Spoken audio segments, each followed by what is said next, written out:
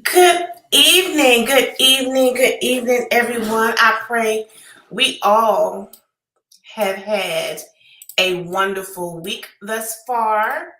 We are on Thursday. Oh, sorry. What is it?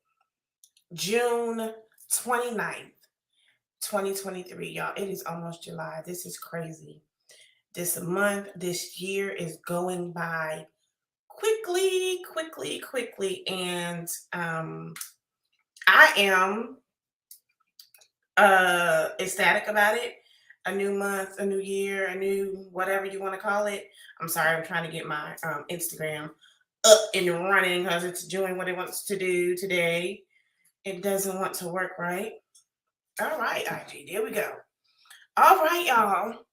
It is your girl Yo Yo again, like I was saying, and we got a few things to discuss today. But let's start off with the Did You Know in Black History?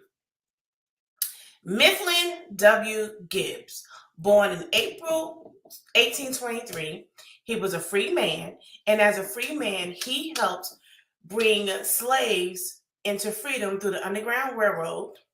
He later became a successful merchant and founded a newspaper.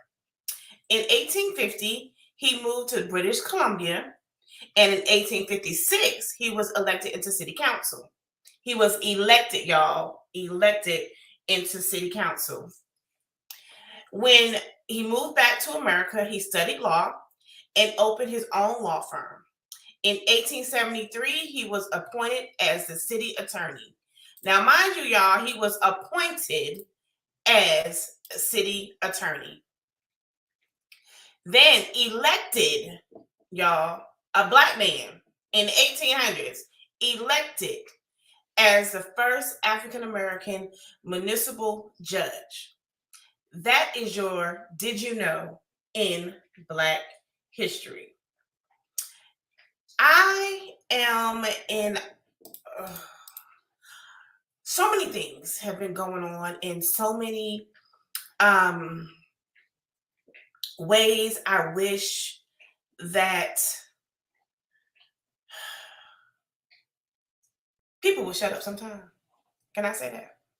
The reason being is one, I was the 5 lives that was lost last week.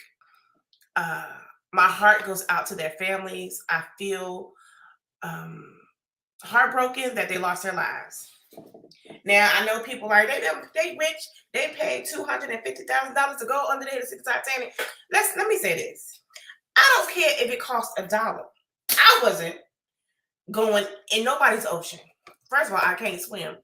I can't drink all that water. And two, I don't care about it. I mean, I care, but they down there. Leave them souls at rest. Leave that ship alone. It's there. These were still human beings, and they lost their lives. Regardless of how you feel about them being wealthy, they're in that 1%, they lost their lives doing something crazy. But we all do stuff crazy in this society sometimes, right? So again, my hearts and prayers go out to their families, especially that 19-year-old who his mother who lost her son and her husband. And I wouldn't know how to act. I don't think I could have given an interview that she gave a couple of days ago, but she said her son wanted to go because he wanted to be with his father for Father's Day. Yeah, that my dad would have been there by himself, bro. See you when you get back. Here your Father's Day present. Thank you very much. I don't think I would have done that. However, again, it was people's lives that were lost, regardless of how you feel, what you feel, so on and so forth. I am going to talk about something that that happened to me recently. I was inboxed on Facebook. I'm not going to put the person's name out there or whatever, but about my view on homosexuality. Now, let me caveat by saying this. I do not condone it. I know it's wrong. However, comma, whom am I to judge anybody on the sins that they live? Right? I can't judge you. I can give you the word. I can give you the Bible. I can love you unconditionally, like the Christ loved the church. Like Jesus, like the woman that was brought to him who was committing adultery, and he started writing stuff in the sand. And I believe that he probably wrote, "She is forgiven," right? And he got up and told her to sin no more.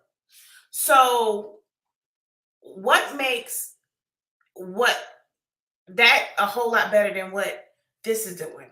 Is it wrong? Absolutely. Absolutely. I wrote a post on a page. This is where the inbox comes from, about the Pride Parade that was in New York City. Every year they do a Pride Parade. And I was like, well, I don't know what this is. I was like, okay, well, that's your opinion. That's what you don't mind doing. But my thing with the whole Pride thing, they said we are queer, we are here, and in the original post, it says we're going shopping. I don't know what they're going shopping for. I wasn't there. I do know people who were there. But in the background on one of the tapes, the man that was recording had said, "And we're after your children." That was not from what I was told and what the original video showed. They were not saying that. So my thing is, we are quick to judge these people. We are quick to condemn them when there's no condemnation in Christ Jesus. Maybe nobody knew that. But yet, and I said this before, but yet,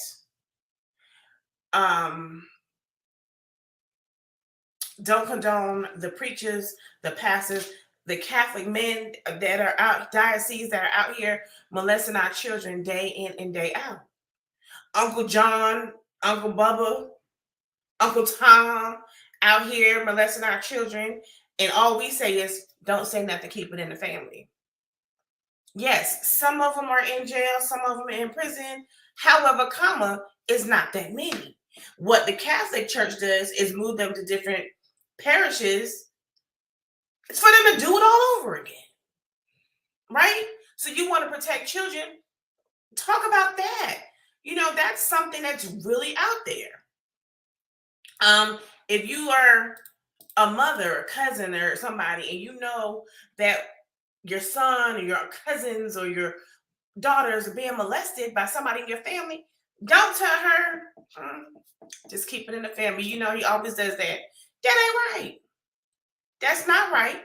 And we are quick to judge these people, homosexuals, right? But let me bring you something that I looked up, I researched, and I wanted to make sure that everybody is aware. The word homosexuality in the Bible was not adopted or translated until 1946. That's per the um-insight.net and methodist.org. I think that was it too.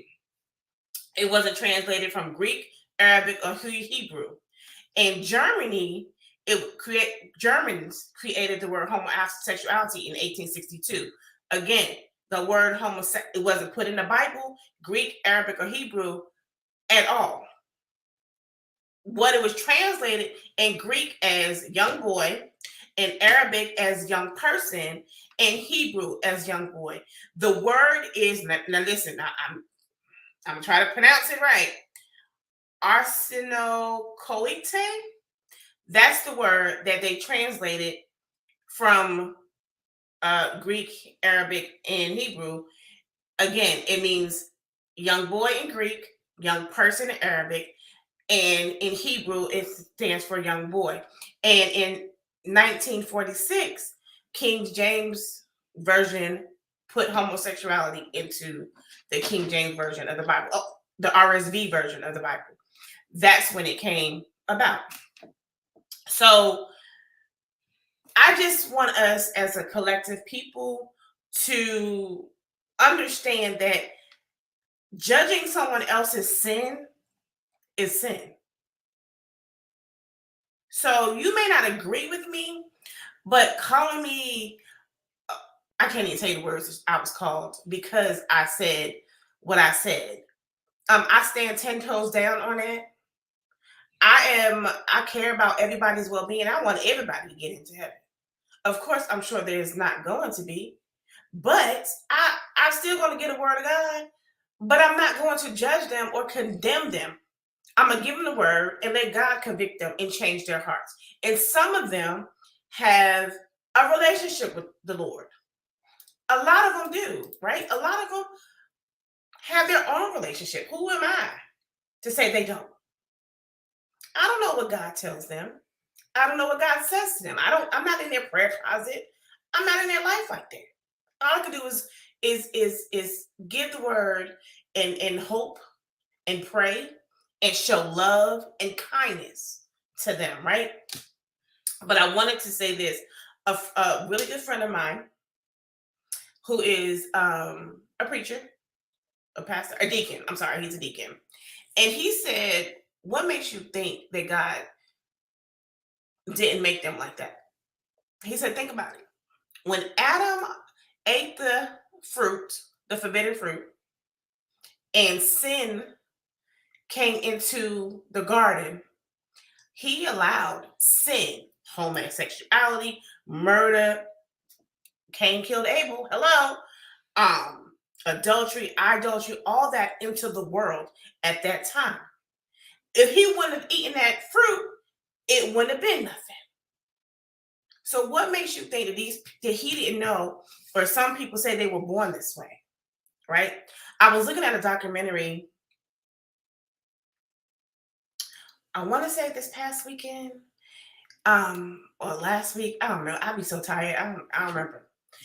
And it was a preacher and his son. I know I said this a couple of weeks ago. A preacher and his son, and he was like, he saw when his son was 3. Well, his son was a girl at first. He saw his daughter when she was younger, miserable, always wanted to dress like a boy, never wanted to do this and the other. And when she started puberty set in, he was like the light went out of her eyes. She tried to commit suicide, all these things because she did not feel that she was in the right body. And after she was 18 and had her sex change, he said he realized the light came back in her body, in her eyes, and she is the person that she was always meant to be. So again, who am I? I could preach the word. And if he is a pastor that had his own congregation and he can forgive and love his child as Christ loves us, and we sin daily, fornicating, y'all accept a fornicator shacking up, quick coming into church, but won't sit there with somebody with a homosexual. You'll be all right with the deacon in the background committing adultery in a church on his wife, and you know about it. Won't say a word because that's none of your business, right? These are the things we have to look at. These are the things that have come up in my inbox. But I'm not going to talk about that any longer. What I want to get to right now is the ruling that the Supreme Court did in overturning the precedent of affirmative action that has been a part of this country for decades and over a century. So I want y'all to look at something because the leader of this, the one spearheading this, was Clarence Thomas. And I don't know if you all can see this, but I want you all to see this, and I want you all to see what it's called. It's on YouTube. It's called Clarence and Jenny Thomas: The Politics, Power in the Supreme Court. I want everyone, I was going to pull it up, but I can't find it now. I want everyone to go and watch it. It's on YouTube, PBS. Watch it.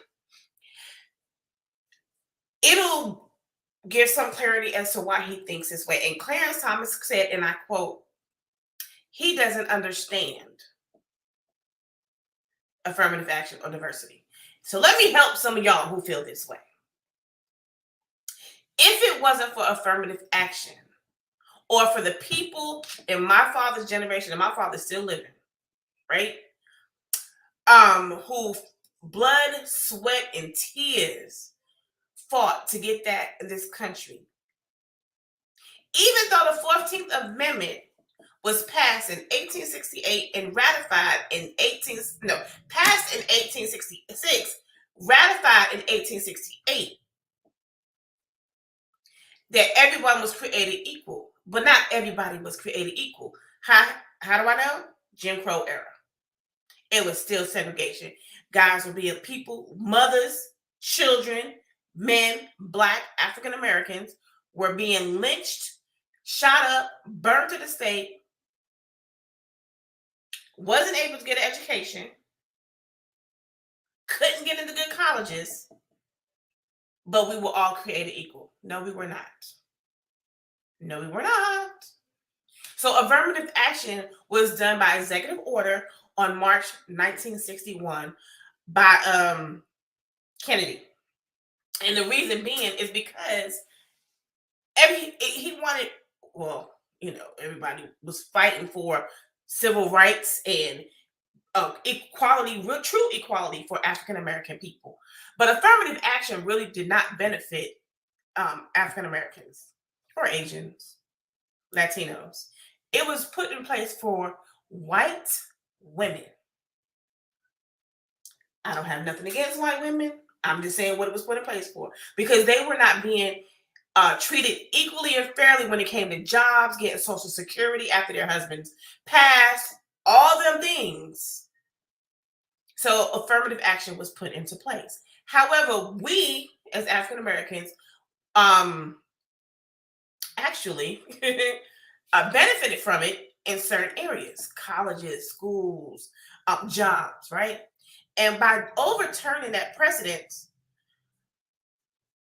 what it's doing, it's not just going to hurt Blacks. It's going to hurt white women, Asian America, Latinos, all minority groups. And listen to me, white women, it's going to affect you. Do you hear me? It's going to affect you. Because they can say, you don't qualify, you don't meet the standard, you don't do this and the other. Now, even though Black women are the most educated people in this country, the most educated. Black men too, they're educated, but Black women are the most educated women in this country, because we're going to find a way to get a degree. We're going to go to somebody's school and get an education and learn how to do stuff. We are going to do that because we had to survive. Regardless of affirmative action, we had to survive. I want the world to be better for my children, and this kind of hurts them, because even if they are more qualified, grades are good, they may not get the good jobs because affirmative action was overturned. Now, let me say this. Clarence Thomas, if his parents weren't able to vote, his parents weren't able to go to the white neighborhoods or white grocery stores, and at one point in time, he was a part of the Black Panther thing. Now, all of a sudden, I'm telling you, watch Clarence and Jenny Thomas. You have to watch that. You have to watch it. I'm going to put this plug in again. Clarence and Jenny Thomas, Politics, Power, and the Supreme Court. You have to watch it, and you'll see what I'm talking about this man. So, and I have to put a plug, because my best friend, Renita Hill, put me onto that, and I watched it, and I was like baffled. But he didn't have, if it wasn't for him, he wouldn't have got to Harvard. He wouldn't have. He would not have been able to get to Harvard. Because at that time, they still didn't want blacks in their schools. And it's in the show, we showed that was calling him a nigga. So you have to, and I'm trying to figure out where his logic is, and I don't think he has none when it comes to this. And to me, when I tell you your vote counts, your vote counts. I don't care what you say.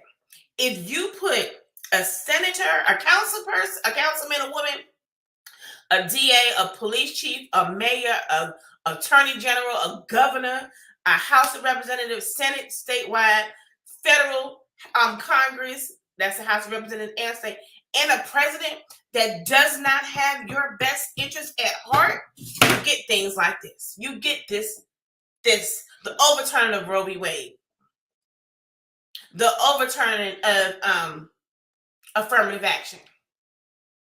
They're gonna try to come after your marriage rights, even though the Supreme Court, Congress codified it, made it the Supreme Court can't do anything about it, but they're gonna try because they don't want mixed races. Believe me when I tell you, it's gonna happen.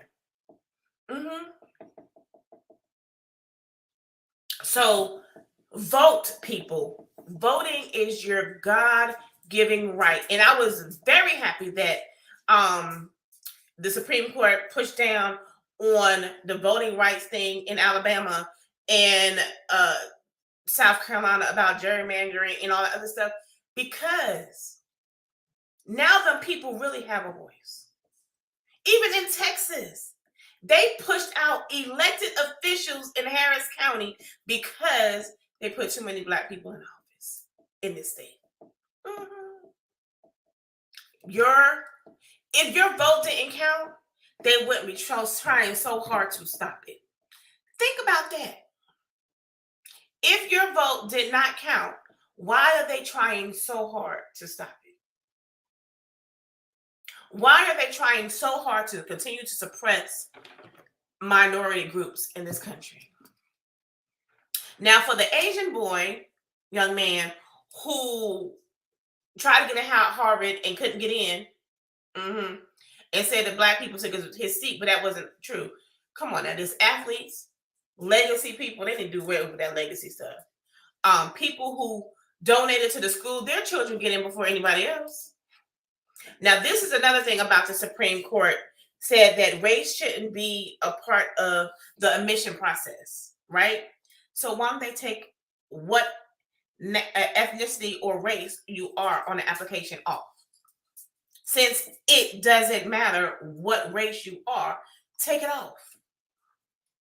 Take it off. Don't even worry about what race they are.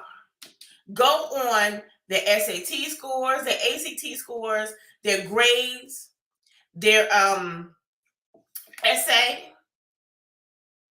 to get into the college. Take the race thing off altogether. Take it off job applications. Take it off on Social Security applications, on disability. Take it off. Because it shouldn't matter, should it?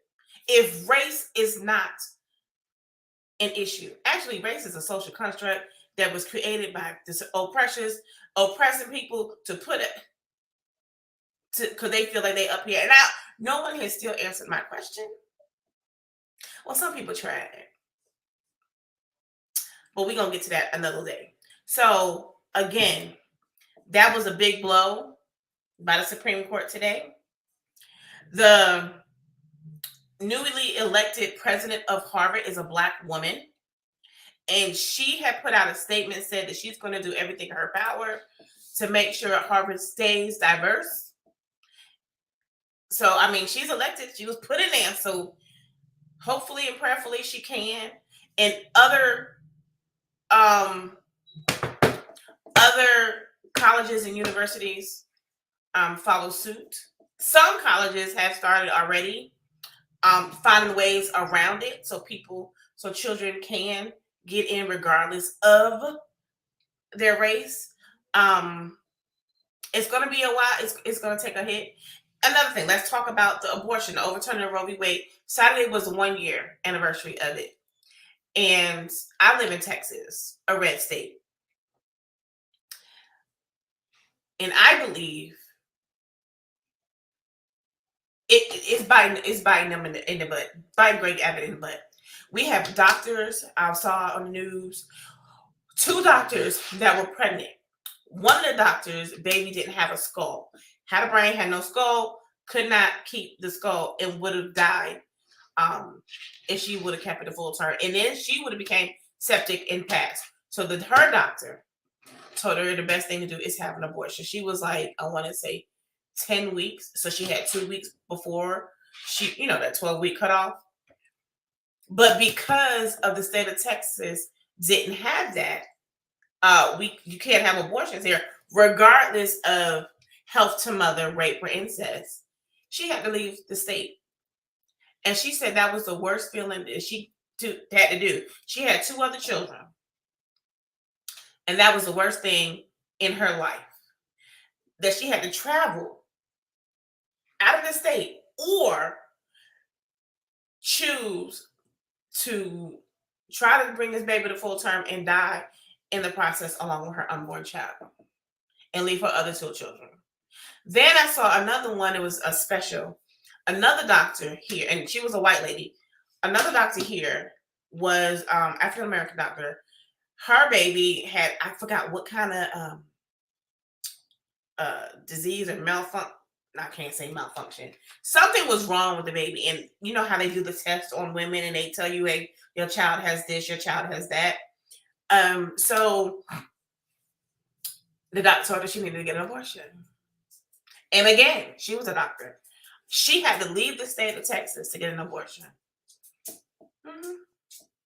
Or subject herself to being septic and die because there's the laws here in Texas. So listen, I don't care what your religious beliefs are. I don't care how you feel about me per se. I care about all people, all humanity, a woman's right to choose what to do with her body. It's her body. And if something's wrong with her, if she was raped, a 10-year-old should not be forced to carry nobody's baby. And I'm going to say that again. I know it is disappointing, Andrew, isn't it? It's absolutely horrifying. We should be better as a people, as a nation, when it comes to things like this. 2 precedents that stand it for years, generations, are gone. Because we as a society, let me tell you something. Black people, stop saying your vote doesn't count. I hate to hear Black people say that. I hate it. Because your vote does count. If your vote didn't count, they wouldn't be trying so hard to take it away. And things like this, affirmative action, Roe v. Wade, are gone. Because we allowed the orange man to get in office. We allowed Congress to pass laws that just aren't protecting everybody. This is our country. And I'm going to say this, and I'm going to say it over and over again. The power of the people is more powerful than the people in power. So y'all have to understand it. We have power. They work for us. They think we work for them. No, they work for us. We put them in them spots. Our voices, our elections, we put them in. So get your butts out there. If you have a local election, go vote. Next year, go vote. Say they don't get that. They say their vote don't count, but don't realize it won't count if they don't exercise the right to vote. Exactly. And the longer you say your vote don't count, the more they can suppress it. And when you want to go vote, you're not going to be able to. So get out there. Get out there and put people in place. And then another thing I need to tell you all. Not every elected official is going to give you everything that you want. Understand that. There's going to be compromises. You are not going to get everything that you say you need in your community or whatever. They can compromise, but you get a lot of things if you vote and you speak up. So I just wanted to put that on the show tonight. We talked about a lot about the 5 people that lost their lives last week that I feel so much like compassion for, that I know I wouldn't want to be there. I would never be there. Then the homosexuality thing, feel how you want to feel, but don't disrespect them. People, don't disrespect people because you think your opinion is different than theirs and you're right. Honey, you may not be right. I know I'm not right all the time. But just because I'm not right, that don't give me a chance to call you out your name, to treat you any differently. And I want to say this before I close tonight. There was a congresswoman or a senator, can't remember her name, white lady. Her child, her son committed suicide because he was gay, and she was one of the ones that passed the bill about anti-gay bill. And she said she'd rather her child kill themselves than live like that. Ain't no way. Ain't no way. Because guess what? Y'all said homosexuality is an abomination. Suicide sure is. And there ain't no forgiveness in there. Think about it. When y'all out here treating people crazy and bad and doing stuff that doesn't make sense, we are all human beings. And the Bible said we have to repent daily because we fall short of the glory of God every single day. That's the word. Every day. Even if you think it, you committed a sin. The Bible says, take no thought. And the greatest thing of all is love. That's it. That is it for tonight. I love you all. I hope you all had a wonderful day and have a blessed and wonderful weekend. I will see you all next week on Did You Know? Not Did You Know, Lord? Let's Grow with Yo-Yo. Love y'all. Good night.